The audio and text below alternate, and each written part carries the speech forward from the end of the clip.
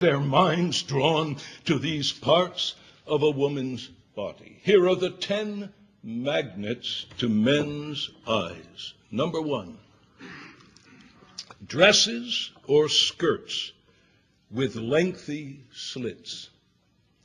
When a man's eye sees a slit that comes up to the knee or above, he thinks, oh, a few more inches, and what would I see?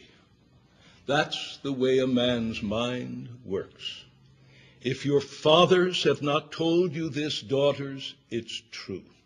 If you husbands have not told your wives this, shame on you, you know it's true. This is a magnet to men's eyes, dresses or skirts with lengthy slits. Secondly, dresses or skirts which hug the buttocks. I don't know a better word to use. I asked my brethren, what do I mean? My shirt is not hugging any part of my body except perhaps this is hugging my wrist. A skirt that hugs the buttocks is a skirt that not only comes down over the buttocks, but back into the back of the thighs. When you see pictures of hookers, one of the marks of a hooker, she always has her buttocks hugged, whether it's a mini skirt, whether it's jeans, whether it's tight slacks, her butt is always hugged because that's what she's selling. And that's what she wants men to buy. It's a magnet to men's eyes. Thirdly, any upper garment that hugs the breast. And I don't know a better way to describe it. It's one thing for your garment to come down over and hang loosely upon the breast, but to hug the breast, to shape and isolate your breasts, becomes a magnet to men's eyes. People should not receive an anatomy lesson in mammary glands when they look at you women. It is a magnet to men's eyes. Fourthly, unbuttoned blouses, low necklines, or cleavage on any upper body garment. You know what I mean by the buttons? You've got a blouse that buttons up to here. You not only unbutton here and here and here, but you unbutton right down to one button away from bearing your bra. And when a man sees only one button to go, his mind goes, I wonder what's under that one more button. I'm looking down right now at a young woman who has everything up to the last button. It opens the collar, that's all. And a man's mind only sees that's an open collar. Come 2 buttons down, and what he sees and what he thinks is an occasion of stumbling to him.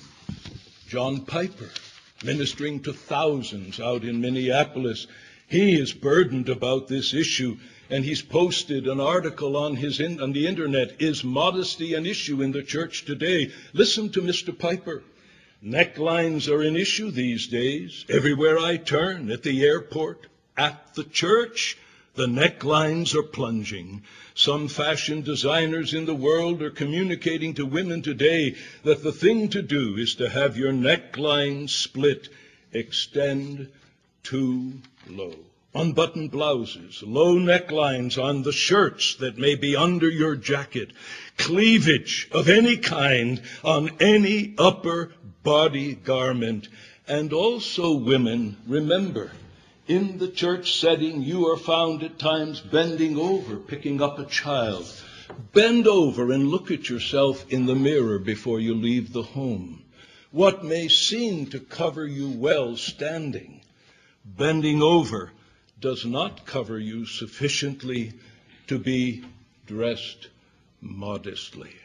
Number 5, another magnet to men's eyes, sleeveless blouses or dresses with large armholes. You look down on your sleeveless dress and you see nothing but your shoulder. But if it's a large armhole, a man sitting behind you looks up at the pulpit, sees through to your bra, and his mind goes where he doesn't want it to go. It's immodest to appear in the house of God with sleeveless blouses and dresses with large armholes. If the armholes are tight enough that no one can see in, then that's your liberty before God. Number 6, low-rise skirts or pants. This is the style made popular by Christine Aguilera, Britney Spears, Jennifer Lopez. These sexpots,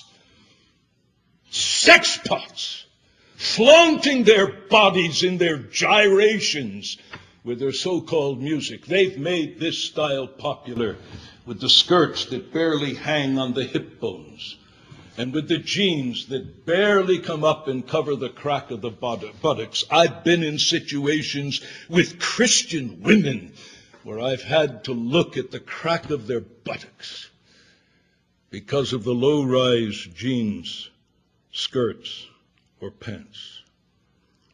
Number 7, see-through clothing of any kind. Clothing that does not cover your undergarments to the point where no one can see them. Some of you need to know the function of a camisole. Number 8, skirts and dresses that are just plain too short. Difficult when you're seated to adequately cover yourself, and then you get engrossed in something in a public setting and you're not keeping your knees locked together. And before long, the legs are spread a bit, and anyone just happening to glance can see clean up to your panties. That's not modest. It's immodest. It becomes a magnet to men's eyes. Listen to Mrs. Moeller again. She says, if you arrive at church dressed in such a way that by the end of the service, the people around you, by no fault of their own, know the color of your underwear, and they've watched you do a shimmy dance as you tried to get your too short, too tight skirt to go under you, there's a big problem. I like her humor. You have to do a shimmy dance. But seriously, women, that does not meet the biblical standard. I will that the women dress modestly. Number 9. Slacks or pants or jeans, hear me carefully, women, that hug the buttocks, the thighs, and the crotch. And crotch is not a coarse word. The dictionary defines it as the place where the legs fork from the human body, the seam or place where the legs of a pair of pants meet. And here I speak from a deeply burdened heart. This is one of the areas, dear women, where the immodesty has taken over in Trinity Baptist Church. Some of you showing up with slacks that I've never asked you what the material was, but they either have spandex in them or they are a kind of material that is a stretch material and hugs the buttocks, comes around and hugs the thigh and presses up on your crotch and the crack of your buttocks, and you have no idea what that does to many a man when he sees it. You draw the eye to the most erotic part of your body.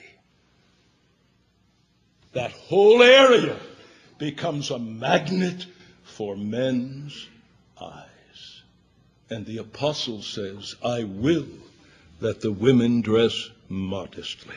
And then number 10, a bared midriff and back. This whole present style where tops come down and just barely, if at all, meet the low-rise jeans. You may look in the mirror and say, well, I'm fully covered. But all you need to do is to reach here and a couple of inches of your belly are showing. All you need to do is bend over and people can see your back and usually the top of your underwear, and it's happened right in this assembly. I have seen it Wednesday nights in the prayer meeting, to my embarrassment. Thank God, not to my lust, but to my disgust that this would be tolerated in Trinity Baptist Church.